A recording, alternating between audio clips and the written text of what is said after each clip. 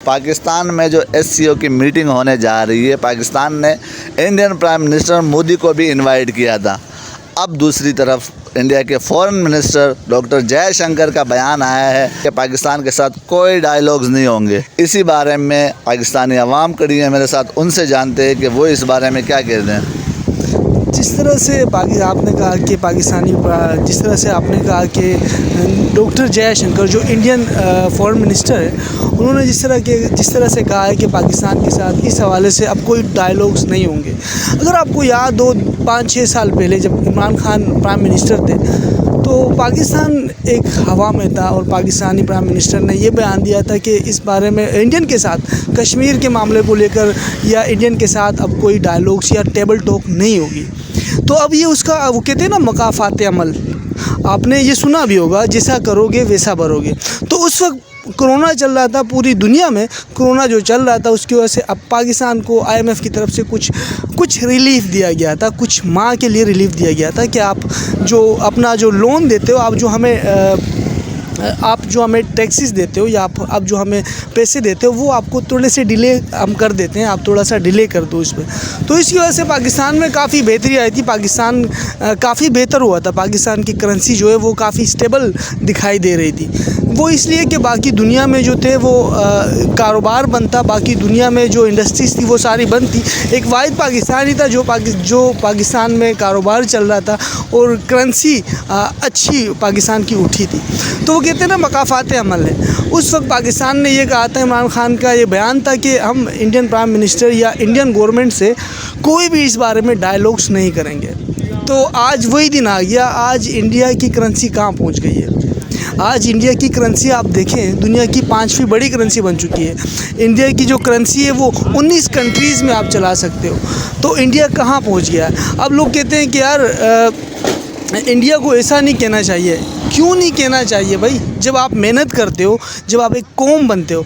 अब वो कहते हैं ना कि मोदी, लोग पाकिस्तान में लोग कहते हैं मोदी अच्छा प्राइम मिनिस्टर है, वो आया है, इंडिया की जो करेंसी है वो ऊपर गई है। मैं इस चीज़ को रद्द करता हूँ। वो इंडियन प्राइम मिनिस्टर के आने से नहीं गई ऊपर, उसके लिए पूरी कौम ने मेहनत की है। अगर आप देखें बच्चे ने, अगर वो मर्द है या औरत है जो भी है, हर एक फ़र्द ने, हर एक शख्स ने उसमें मेहनत की है, तब जाके उनकी करेंसी ऊपर गई है। उन्होंने हार्डवर्क स्टार्ट की। उन्होंने 20 साल पहले ये अज़म इख्तियार किया कि हम एक एजुकेशन सिस्टम जो है उसको बेहतर करेंगे, हम अपनी कौम के बच्चों को एजुकेट करेंगे, हर चीज़ को उसको डॉक्टर बनाएंगे, उसमें से इंजीनियर्स निकालेंगे, उसमें से पायलट्स निकालेंगे।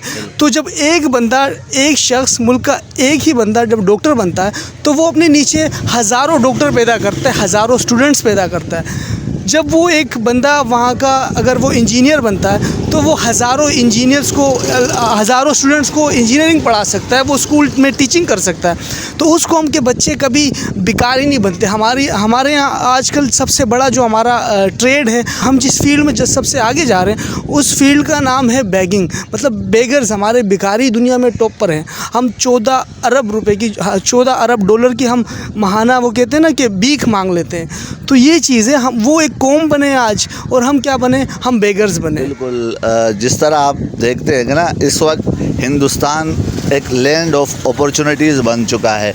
बाहर ममालिक के जो करीबी ममालिक है, यूरोप के हों चाहे वो एशिया के, वो सब इंडिया के साथ ट्रेड करना चाहते हैं। जब हम इंडिया उनके पास जाती है तो वो लोग इंडियन को बिठाते हैं, उनको चाय पानी का पूछते हैं। तो आपको नहीं लगता कि हम एज अ पाकिस्तानी हमारे साथ कोई इस तरह का रिलेशन क्यों नहीं बनाना चाहते? कि आपको नहीं लगता कि ये पाकिस्तानी पॉलिटिशियंस में उतना दमखम नहीं है या उनमें वो क्वालिटी नहीं है कि वो हिंदुस्तान जैसा मुल्क बने कि ताकि लोग उनके साथ ट्रेड करें? आप क्या कहते हैं इस बारे में? देखो, मुल्क, वो कहते हैं ना कि मुल्क जो बनता है ना तो वो एक स्टेबिलिटी से बनता है। जब आपकी गवर्नमेंट स्टेबल हो, पहले तो आपकी गवर्नमेंट स्टेबल नहीं है। आप पिछले 10 साल आप देखें, आप 5-6 गवर्नमेंट चेंज कर चुके हैं। तो जब आपका हुकूमत, आपकी जो गवर्नमेंट आती है वही स्टेबल नहीं है तो कोई क्यों आके आपके साथ कारोबार करेगा? आपने जिस तरह से बात की ना, लैंड ऑफ अपॉर्चुनिटीज़, मोदी ने अब ये एक स्कीम निकाली है कि भाई जो बाहर से आएगा, मुल्क में हमारे इन्वेस्टमेंट करेगा, हम उनको अपॉर्चुनिटीज़ प्रोवाइड करेंगे। इसका ये मतलब होता है कि फॉर एग्जांपल अगर कराची हम पाकिस्तान का हब समझा जाता है, माशी हब, मतलब यहाँ से करोड़ों लोगों का कारोबार चलता है। सेम इसी तरह इंडिया में मुंबई भी है, वहाँ से भी लोगों का कारोबार चलता है। मुंबई जो है ना, वो पूरे हिंदुस्तान में जितना कारोबार होता है ना, तो तकरीबन 30% सिर्फ मुंबई में होता है। मुंबई इतना बड़ा है। अगर बात करें तो ये होता है हब, इससे लोगों के कारोबार बनते हैं। अब अगर इसको हम इंटरनेशनली देखें ना, तो इंडिया आजकल पूरी दुनिया का हब बन चुका है। पहले चाइना था, अब वो चाइना इस चीज़ में आगे जा रहा था, लेकिन जिस तरह से इंडिया आगे आया है, जिस तरह से इंडिया सामने आया है, अब अगर चाइना समझता है कि वो दुनिया का हब में बाप है, तो आई थिंक इंडिया जो है वो अब जो माशी हालत में, माशी हब में, वो पूरी दुनिया का दादा बन चुका है। इतना वो आगे जा चुका है। तो हमें देखो, आप अपॉर्चुनिटीज़ तो क्रिएट करते हैं, लेकिन आपकी जो गवर्नमेंट है वो स्टेबल नहीं है, तो कौन क्यों आएगा, कौन क्यों आपके साथ चाय पिएगा। हम अब आपके भी कुछ रिश्तेदार होंगे, मेरे भी कुछ जानने वाले हैं जो बाहर कंट्रीज़ में होते हैं, वो मुझे कहते हैं कि हमें कुछ जगहों पर अपनी नेशनलिटी छुपानी पड़ती है। उनको ये कहना पड़ता है कि वो हिंदुस्तानी है, हालांकि वो होते पाकिस्तानी है, लेकिन उनको ये मजबूरन कहना पड़ता है कि ज़्यादा इज़्ज़त मिलती है, सामने वाला रिस्पेक्ट देता है। जब हम अच्छे तरीके से उनको कहते हैं कि हम हिंदुस्तानी हैं, तो वो हमें रिस्पेक्ट देते हैं। तो ये सबसे बड़ी वजह होती है, जब आप एक कौम बनते हो तो सारी दुनिया आपसे रिश्ते बनाना चाहती है। तो यही वजह है आई थिंक। बिल्कुल, आपका दर्द मैं समझ सकता हूँ। ये आप अगर हम दूसरी तरफ देखें तो इंडिया बिलियनियर्स प्रोड्यूस कर रहा है। इंडिया में बिलियनियर्स की तादाद बढ़ रही है। इलन मस्क की जो कंपनी है वो भी इंडिया शिफ्ट होने जा रही है। तो आपको नहीं लगता कि एक तरफ इंडिया बिलियनियर्स प्रोड्यूस कर रहा है, दूसरी तरफ हमारे पाकिस्तान में बेगर्स की तादाद ज़्यादा हो रही है, तो हम क्यों बिलियनियर्स प्रोड्यूस नहीं कर पा रहे? बहुत अच्छा सवाल किया आपने। जिस तरह आपने कहा कि इंडिया बिलियनर्स प्रोड्यूस कर रहा है, तो ये बिलियनर्स ऐसे नहीं बनते। आपको पहले कौम बनना पड़ेगा। जिस तरह मैंने आपको कहा, अगर आप किसी को अपने मुल्क में कारोबार करने देते हैं, उससे आपके मुल्क में जो बिलियनर्स की तादाद होती है वो बढ़ती है।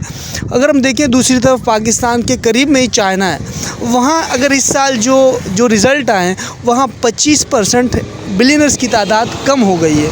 और इंडिया में अगर हम देखें 27% बिलियनर्स की तादाद बढ़ चुकी है। शॉर्ट टर्म में तो हम ये भी कह सकते हैं कि जो चाइना के जो बिलियनर्स थे वो इंडिया ट्रांसफ़र हो चुके हैं या कन्वर्ट हो चुके हैं, लेकिन ऐसा नहीं है। इंडिया ने अपने मुल्क में जो मिलियनर्स थे उन्हें बिलियनर्स बनाया है। इंडिया, मैंने कहा ना, वो माँ बन चुकी है, मईशत की माँ बन चुकी है। अगर आपको आगे बढ़ना है, अगर आपको अपना कारोबार बढ़ाना है, तो आपको इंडिया के साथ ताल्लुकात बेहतर करने होंगे। जो आज बांग्लादेश के हालात हैं, फॉर एग्ज़ाम्पल, बहुत जल्द बांग्लादेश का बैंकरप्ट हो जाएगा। अगर हम दूसरी तरफ देखें, श्रीलंका 1 साल पहले बैंकरप्ट हुआ था। चाइना से उन्होंने मदद मांगी, चाइना पीछे हट गया। चाइना की हमेशा से यही पॉलिसी है, वो जिस मुल्क में घुस जाता है ना, वो तब निकलता है जब मुल्क बैंकरप्ट हो जाता है। तो अगर हम देखें, श्रीलंका बैंकरप्ट हुआ, उस वक्त चाइना ने साथ नहीं दिया, लेकिन वहाँ जाके किसने मदद की? इंडिया ने IMF को कहा, इनकी ज़िम्मेदारी हम लेते हैं, हम आपको 120 बिलियन डॉलर्स देते हैं, आप इनको कर्जा दो, अगर इन्होंने नहीं दिया तो हम देंगे आपको। तो ये होती है पड़ोसी, ये होता है आपका बेहतरीन पड़ोसी जो आपके साथ होनेस्ट होता है। हम चाइना के साथ कारोबार कर रहे हैं, चाइना पे एतमाद कर रहे हैं, चाइना के साथ हमारी इतनी गहरी दोस्ती है कि क्या बताऊँ। लेकिन आज चाइना अगर हम पे ऐसे हालात आते हैं, तो चाइना कभी हमारे हक़ में आवाज़ नहीं बनता। वो हमेशा टैक्सेस पे बिलीव करता है। वो कहता है हमें सूद दो तब हम काम करेंगे।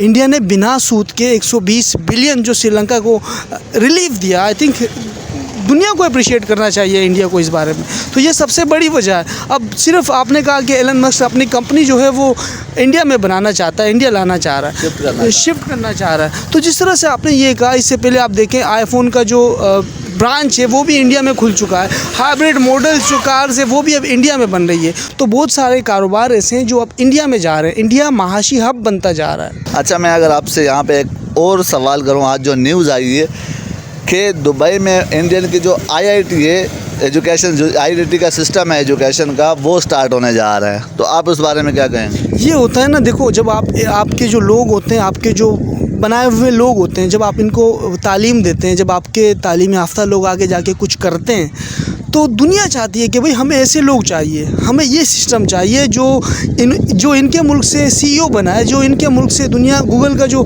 CEO बना है। आप देखें, जब आपके लड़के इस तरह आगे बढ़ते हैं, जब आपके इंडियन इस तरह आगे बनते हैं, तो दुनिया को इंडियन वर्कर्स की ज़रूरत होती है। दुनिया चाहती है कि हमारे पास इंडिया के लोग आए ताकि हमारा मुल्क तरक्की करे। अब इंडिया जो है IT एजुकेशन में इतना आगे जा चुका है कि आप हैरान हो जाओगे। मैं गिनवाते आपको, वो कहते हैं ना सुबह हो जाएगी, लेकिन आपको मैं नहीं बता सकता इतनी जल्दी कि कितना आगे जा चुका है। इंडियन जो IT एजुकेशन है वो आप फेसबुक, यूट्यूब, हर जगह आपको उनके ग्राफिक डिज़ाइनर देखने को मिलेंगे। उनके जो कोडिंग मास्टर होते हैं वो आप देखें। दुनिया में बेहतरीन किस्म के IT जो इंजीनियर्स हैं वो इंडिया में, सॉफ्टवेयर इंजीनियर जो है वो इंडिया में, क्योंकि उनका सिस्टम ही ऐसा बन चुका है। हम पाकिस्तानी जो बच्चे होते हैं उनको ध्यान ही नहीं देते, वो भीख मांगते हैं पाकिस्तानी। लेकिन इंडिया में जो बच्चे होते हैं उनको उठा के स्कूल ले जाया जाता है ताकि वो पढ़े, वो आगे जाके इंडिया के लिए कुछ करें। लेकिन हमारे यहाँ ये सिस्टम है ही नहीं। अब इंडिया के ही लोग आप देखें IT में इतने आगे जा चुके हैं। इंडिया के ही लोग डॉक्टरी, अगर हम मेडिकल में देखें, मेडिकल में इंडियन कितने आगे जा चुके हैं। हर फील्ड में, हर शोबे में वो आगे जा चुके हैं। उसकी सबसे बड़ी वजह है कि वो एक कौम बन चुके हैं। उन्होंने हर एक फ़र्द ने अपनी ज़िम्मेदारी को, अपने मुल्क की ज़िम्मेदारी को अपनी ज़िम्मेदारी समझा है। हम लोग क्या करते हैं, हम लोग गवर्नमेंट पे इल्ज़ाम लगाते हैं कि हमारी गवर्नमेंट ऐसी है, हमारा फ़लाना वज़ीर आज़म ऐसा था, हमारा वो वज़ीर आज़म ऐसा था। तो हम इन चीज़ों में लगे हुए हैं। हर बंदा अपने मकसद की पार्टी को सपोर्ट कर रहा है। हर बंदा अपने जिस पार्टी से उसका मकसद निकल रहा है वो उसको प्रमोट करना चाह रहा है, वो उसको सपोर्ट करना चाह रहा है।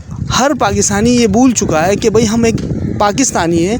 हम एज अ नेशन जब एक होंगे ना, जब एक हार्ड वर्क करेंगे, उसके लिए मेहनत चाहिए होती है। लेकिन हमसे मेहनत तो होती नहीं है, हार्ड वर्क हम करते नहीं है। तो हमारी कौम हमेशा ही ऐसी रहेगी, भिखारी पैदा करेगी।